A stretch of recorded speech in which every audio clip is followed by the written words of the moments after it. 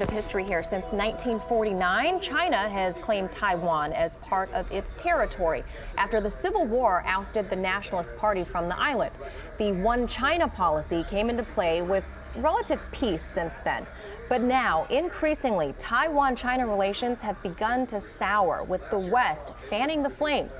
Between the U.S. conducting war games with Taiwan and now the U.K. sending warships to the South China Sea, Beijing responded with 56 warplanes buzzing over Taiwan's air defense zone on Monday. The Taiwanese saying they're very concerned that China is going to launch a full-scale war. For analysis, we will turn to former UK MP George Galloway. So, George, Beijing buzzed Taiwan yesterday, warships in the South China Sea today. Why is the UK sending warships to this region? Well, Freud could have a field day. We have an exceedingly small, puny Royal Navy, and Freud could have a field day with us sailing all the way to the South China Sea to wave these puny assets around. It's purely theatre. The United Kingdom's naval force, indeed entire military force, short of a nuclear war, of course, could make no material difference in any conflict between China and Taiwan, which would be nasty, brutish, but above all short. China would conquer Taiwan in an afternoon, and anyone who was foolish enough to try and intervene would be very quickly dealt with also.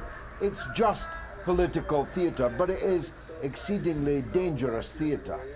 Now, George, the Kuomintang party, which favors closer ties to the mainland, lost the elections in 2016, bringing Tsai Ing-wen and the Democratic Progressive Party to power. She has since chosen to bring Taiwan closer to the West, specifically emphasizing the 1979 Taiwan Relations Act. Do you find Ms. Tsai responsible for these heightened tensions, or is the U.S., who disregarded President Xi Jinping's request to stop selling offensive arms to the island, at fault here? Well, both are responsible, but you have to grasp, as the viewers do, you know it, this feeling is mutual. China considers Taiwan to be part of China, and Taiwan considers Taiwan to be part of China. They just want a different government in Beijing. You said 1949, but in fact, 1945 at the foundation of international order after the Second World War very clearly delineates Taiwan to be part of China. It's as much a part of China as Texas is a part of the United States. And so you've got to ask yourselves, as an American people, how would you feel if China was doing everything it could to try and get Texas to declare independence and separatism from the United States? I think we both know the answer to that. Well, George, I would say there's a pretty fair sum of people that would like to see Texas secede from the Union. I'm not sure it would be China that would be the party that would get them to do so. But on that note, does Taiwan, do they have a right to full independence? Do they have a right to secede, depending on, I guess, who's in charge? No more than, let me choose another state then, no more than Illinois. No more than Illinois has a right to break away from the United States. You guys fought a very bitter, long and bloody civil war to protect the unity of your country, and China would do the same. So any declaration of independence by Taiwan would immediately result in war. A nasty war, a brutish one, and a short one. Yeah. And the leadership in Taiwan would discover, as Ashraf Ghani did in Afghanistan, that the United States has a limited taste for endless war, and they're not going to fight China on behalf of a renegade province. Yeah, certainly a bad look for the U.S. with Afghanistan. And lastly, George, real quick, a few years ago, we saw the UK returning Hong Kong to China. It appeared as though the Western Empire had just relinquished the quest for imperialism of the East. But on this subject of Taiwan, the UK, hand in hand with the US, now looking to venture at least into influence, not imperialism, to counter China's growing strength. Is this effort going to work? No, it's an act of national self-harm.